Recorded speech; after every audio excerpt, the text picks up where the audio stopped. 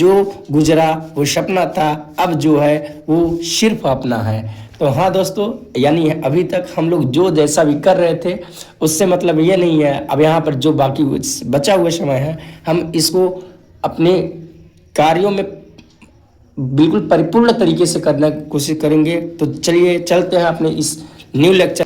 तो यहाँ पर देखिए आपके लिए क्लास 10th का ही एक ये क्वेश्चन है, मतलब खंड अ का 20 अंक का ये क्वेश्चन है।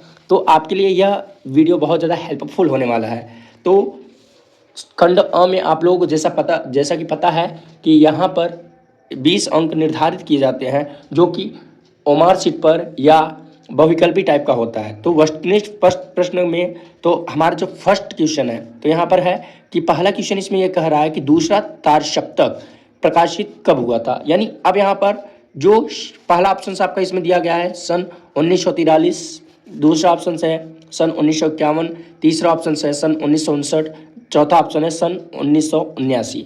तो आप लोगों को पता ही होगा कि जो हमारा प्रथम सप्तक प्रकाशित हुआ था वो 1943 में हुआ था, और दूसरा तार सप्तक 1951 ईस्वी में हुआ था, तीसरा तार सप्तक 1959 ईस्वी में हुआ था, जबकि चौथा तार सप्तक, ये चौथा तो यहाँ पर ऑप्शंस में नहीं है। तो पहला, दूसरा और तीसरा आपको जैसा कि पता होगा, यहाँ पर ये ऑप्शन नंबर जो बी है हमारा, तो ये वाला ऑप्शन नंबर बी यहाँ पर हमारा करेक्ट आंसर है। तो सेकंड नंबर पर सुमित्रानंदन पंत की रचना है।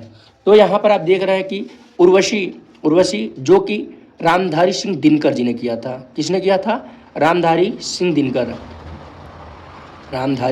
दिनकर। और यहाँ पर जो पल्लव है वो सुमित्रानंदन पंत जी ने किया है। साकेत का फणीश्वरनाथ रेणु ने किया था, जबकि कामायनी का रचनाकार ये जो है जयशंकर प्रसाद जी हैं। कौन है? जयशंकर प्रसाद। हमको देखो यहाँ पर क्यों ऑप्शन नंबर आपका बी तो सही है, लेकिन हमको ये भी ध्यान रखना है कि बाकी जो है हमारा, जैसे उर्वशी हो गए, साकेत हो गए, कामायनी होगी, तो यहाँ पर जो ऑप्शन है इसको भी हमको बिल्कुल सही तरीके से ही करना पड़ेगा। तो यहाँ पर देखो, जैसे हमको केवल ऑप्शन में केवल टिक जो करना है वो पल्लव को करना है, ऑप्शन नंबर बी को। तो यहाँ पर मैथिली सरल, और तीसरा क्वेश्चन हमारा है मैथिली सरल गुप्त किस युग से संबंधित है। तो जैसे यहाँ पर आपका द्विवेदी युग दिया गया है, शुक्ल युग दिया गया है, छायावादी युग दिया गया है, भारतेंदु युग दिया गया है। तो यहाँ पर हमारा जो ऑप्शन नंबर है जो द्विवेदी युग है, तो यह हमारा द्विवेदी युग जो है यह हमारा ऑप्शन नंबर ए सही है। चौथा नंबर क्वेश्चन से यह है कि छायावाद की मुख्य विशेषता क्या है। तो छायावाद की जो मुख्य विशेषता है वो हमारा ऑप्शन नंबर ए प्रकृति का मानवीकरण है। यहाँ पर जो ऑप्शन नंबर ए है ये हमारे एक आपका क्या है, ऑप्शन नंबर ए बिल्कुल क्लियर है। सेकंड नंबर आपका क्वेश्चन, पांचवा नंबर क्वेश्चन दिया गया है, यहाँ पर केशव को कठिन काव्य का प्रेत किसने कहा था। तो केशव को कठिन काव्य का प्रेत जो हमारे यहाँ पर ऑप्शन नंबर ए, यहाँ पर रामचंद्र शुक्ल ने, आचार्य रामचंद्र शुक्ल ने जी ने कहा था कि केशव को कठिन काव्य का प्रेत कहा था। तो अजात शत्रु, ये आपका एक विख्यात बार बार पूछा जाने वाला ये क्वेश्चन है कि मतलब जो अजात शत्रु है इसके नाटककार कौन है। तो आपको यहाँ पर जो जयशंकर प्रसाद दिया गया है, जयशंकर प्रसाद जी का ये वाला ऑप्शन, और आपका ये डी कामायनी ये वाला ऑप्शन आपका जो है, ये दोनों अक्सर हर बार एग्जाम में पूछे जाते हैं। ठीक है, तो जैसा कि आप लोग देख रहे हैं कि जैसे यूपी बोर्ड में है, तो यूपी बोर्ड का ये जो क्लास 10th का जो 20 नंबर का मार्क है ये आपके अक्सर से ये पूछे जाते हैं ऐसे क्वेश्चन। तो आप लोगों को जयशंकर प्रसाद, खासकर विशेषकर जयशंकर प्रसाद को उनकी रचनाएं जितनी हैं उतना आपको याद करना पड़ेगा। तो आपका सेकंड ऑप्शन मतलब चलते हैं अगले क्वेश्चन पर। इलाचंद जोशी की कहानियों का विषय है। तो इलाचंद जोशी की कहानियों का जो विषय है, ऑप्शन नंबर जो आपका ए दिया गया है सामाजिक, बी दिया गया है मनोवैज्ञानिक, सी दिया गया है ऐतिहासिक, और डी दिया गया है राजनैतिक। तो हमारा जो इसमें क्वेश्चन नंबर 7 का जो मतलब यहाँ पर जो इलाचंद जोशी जी का है, तो वो हमारा जो इनके कहानियों का जो विषय होता है वो हमारा क्या है, मनोवैज्ञानिक होता है। कैसा होता है इनका, जो इनके कहानियों का जो विषय है वो हमारा क्या है, मनोवैज्ञानिक है। तो अब 8वां नंबर क्वेश्चन जो दिया गया है, सन 1018 से 1936 तक का जो समय है इस युग को क्या कहा जाता है। तो यहाँ पर देखेंगे ये आपका जो क्वेश्चन है ये बहुत ज़्यादा इंपॉर्टेंट होने वाला है। ये आपका इस बार की एग्जाम में 2026 के एग्जाम के बोर्ड में ये पूछा जा सकता है। तो यहाँ पर जो आपका है प्रेमचंद का जो युग है, इसको देखो जो कथा साहित्य में है इसको हम क्या कहते हैं, प्रेमचंद युग को कथा साहित्य में प्रेमचंद युग कहते हैं। और शुक्ल युग जो है, यानी जो शुक्ल युग है वो आलोचना युग, आलोचना में इसको क्या कहते हैं, शुक्ल युग कहते हैं। और प्रसाद युग जो दिया गया है वो हमको यहाँ पर क्या है, ये नाटक में किया जाता है। किस में किया जाता है, ये नाटक में। प्रेमचंद युग को कथा साहित्य में, इसमें कहते हैं कथा साहित्य में। और ये जो शुक्ल युग है वो हमारा क्या होता है, आलोचना में इसको बोलते हैं। तो ऑप्शन नंबर जो हमारा इसमें दिया गया है वो है ऑप्शन नंबर डी। इसमें जो ऑप्शन नंबर उपरयुक्त सभी दिया गया है, इसमें ये वाला ऑप्शन हमारा क्या है, बिल्कुल सही है। अब यहाँ पर देखो क्वेश्चन नंबर 9 में, निम्न में से कौन सा उपन्यास है। तो यहाँ पर उपन्यास की बात की जा रही है। तो यहाँ पर जो जो सेवा सदन है, सेवा सदन हमारा जो है ये हमारा क्या है, एक उपन्यास दिया गया है। तो हमारे ये जो ऑप्शन नंबर ए है इसमें हमारा ये वाला ऑप्शन सही है। तो यहाँ पर देखो ये वाला क्वेश्चन आपके लिए ये वाला भी इंपॉर्टेंट होने वाला है। यहाँ पर इससे एक न एक क्वेश्चन यूपी बोर्ड में कंफर्म है, भले ही 4 ऑप्शंस दिया गया है। अगर आप इसको अच्छे से तैयार कर लेते हैं तो हमारा यहाँ से क्वेश्चन बनना है बिल्कुल तय है। तो यहाँ पर ऑप्शन आपका ये कहा गया है कि मिलान कीजिए। तो जो आपका मैला अचल है, यहाँ पर जो क्वेश्चन नंबर, तो यहाँ पर जो आपका मैला अचल है वो आपका क्या है, मैला अचल को सबसे पहले,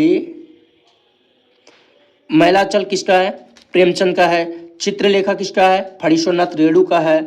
और उसने कहा था भगवती चरण वर्मा का है। कफन किसने कहा था, ये आपका चंद्रधर शर्मा गुलेरी जी का है। तो यहाँ पर ऑप्शन नंबर जो सी है, तो ऑप्शन नंबर जो हमारे यहाँ पर सी वाला ऑप्शन है, ये वाला ऑप्शन आपका बिल्कुल क्या है, बिल्कुल करेक्ट है इसमें। अब यहाँ पर देखो, चलिए आगे चलते हैं। करुण रस, आप लोगों को पता होगा चाहे रस में करुण रस और हास्य रस क्लास 10 में अक्सर पूछे जाते हैं। तो यहाँ पर करुण रस का स्थायी भाव जो है वो हमारा क्या है, एक शोक है। अब यहाँ पर देखो, यहाँ पर ऑप्शन नंबर जो आपका सी है वो आपका बिल्कुल क्या है, सही है। अब यहाँ पर देखो, सोहत ओढ़े पीतपट श्याम सलोने गात मनो नीलमणि शैल पर आतप पर्यो प्रभात। यानी यहाँ पर आप देख रहे हो एक शब्द आया आपका मनो। जब आपके किसी भी दो मतलब पंक्ति में जनु, जानो, मनु, मानो आदि शब्द आते हैं तो वहां पर आपको ये पता किया जाता है, ये वाला जो ऑप्शन होता है उत्प्रेक्षा अलंकार। उत्प्रेक्षा अलंकार यहाँ पर क्या होता है कि मतलब जब आपके किसी भी वाक्य में यहाँ पर देख रहे हो जनु मानो, जनु जानो और या मनु मानो ये शब्द आता है, तो आपका यहाँ पर जो रहता है उत्प्रेक्षा अलंकार, ये वाला ऑप्शन यहाँ पर आप आंख बंद करके बिल्कुल टिक कर दीजिएगा। तो यहाँ पर ये वाला ऑप्शन आपका बिल्कुल सही है। अब यह देखो कि अगला क्वेश्चन हमारा ये है कि यह एक सममात्रिक छंद है। इसमें 4 चरण होते हैं। प्रत्येक चरण में यानी 11 और 11 पर यति और 13 पर विराम से 24 मात्राएं, यानी प्रत्येक चरण में आपका क्या होता है, ये 24 मात्राएं होती है। यह किस छंद का लक्षण होता है। तो यहाँ पर आपको पता होगा कि ये जो आपका रोला होता है, ये जो आपका रोला होता है, आपने रोला शब्द से बहुत ज़्यादा वाकिफ होंगे। तो यहाँ पर रोला आपका जो है, इसके प्रत्येक चरण में क्या होता है, 24 मात्राएं होती है, 11 पर यति और 13 पर क्या होता है, विराम होता है। अब यहाँ पर हम अपने नेक्स्ट क्वेश्चन पर चलते हैं।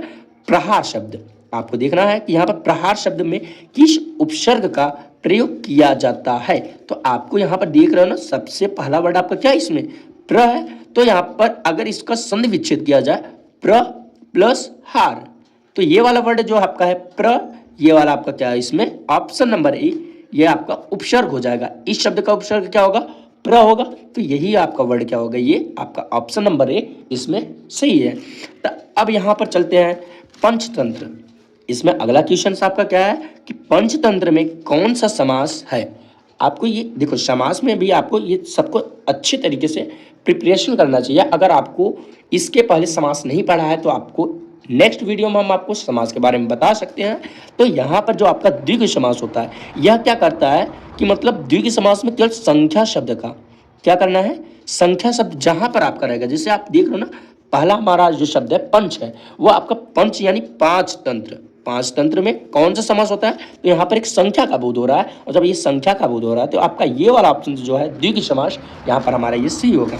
अब देखो, अर्थ के आधार पर वाक्य के कितने भेद होते हैं। अब जानते हो, आप लोगों को पता होगा कि जो अर्थ के आधार पर होता है वो हमारा ऑप्शन नंबर 8 सही है। यानी अर्थ के आधार पर हमारा वाक्य जो होता है 8 प्रकार का होता है, यानी अर्थ के आधार पर हमारा जो वाक्य होता है वो 8 प्रकार का होता है। और चलते हैं फिर नेक्स्ट में आंसू। यहाँ पर देख रहे हैं एक शब्द है, क्या है, आंसू। आंसू का तत्सम रूप है। आंसू का जो तत्सम रूप होता है वो यहाँ पर क्या है, रोना तो नहीं होगा, आंख भी नहीं होगा, आंख यानी चक्षु होता है इसका, अंशु भी नहीं होगा, यानी जो आपका अश्रु है यहाँ पर ऑप्शन नंबर डी आपका क्या हो गया, ये सही है यहाँ पर। अब यहाँ पर देखो आपका जो नेक्स्ट क्वेश्चन है कर्मवाच्य। कर्मवाच्य में प्रधानता होती है। यहाँ पर देखो जो यहाँ पर पहले ही आपका जो शब्द दिया गया कर्मवाच्य, तो यहाँ पर कर्म कर्ता की प्रधानता तो इसमें होगी नहीं, भाव की प्रधानता नहीं होगी, तो यहाँ पर जो कर्म की प्रधानता है, यहाँ पर जो कर्म की प्रधानता शब्द आ रही है, ये वाला ऑप्शन आपका बिल्कुल इसमें सही है। अब यहाँ पर देखिए ताभ्य शब्द में वचन और विभक्ति है। अब यहाँ पर देखिए ताभ्य शब्द में जो हमारा वचन और विभक्ति होता है, यहाँ पर जो ऑप्शन नंबर डी है, ऑप्शन नंबर डी यानी चतुर्थी विभक्ति का ये जो बहुवचन होता है वो हमारा क्या होता है, ताभ्य में आता है। आप लोगों को इसका अच्छे से मतलब आपको ये ताभ्य मतलब इसका आपको शब्द रूप बिल्कुल अच्छे से तैयार कर लेना है। अब लास्ट क्वेश्चन हमारा इस वीडियो का जो सबसे लास्ट क्वेश्चन है वो है निम्नलिखित शब्दों में सर्वनाम है, मनुष्य है कि बचपन है, कोई है, यस उपर्युक्त इसमें ऑप्शन सही है। तो आपको यहाँ पर ये पता होगा कि जो हमारे सर्वनाम होता है, किसी भी व्यक्ति या कर्ता के स्थान पर जो शब्द प्रयोग किए जाते हैं वो हमारा क्या होता है, वो होता है एक सर्वनाम होता है। तो सर्वनाम में ये जो आपका कोई शब्द है यहाँ पर ऑप्शन नंबर सी आपका यहाँ पर करेक्ट है। अगर ऐसी ही वीडियो आपको, अगर ये वीडियो आपके लिए आपको अच्छी लगी हो तो हमारे इस YouTube चैनल यानी एक्सीलेंट लक्ष्य अकेडमी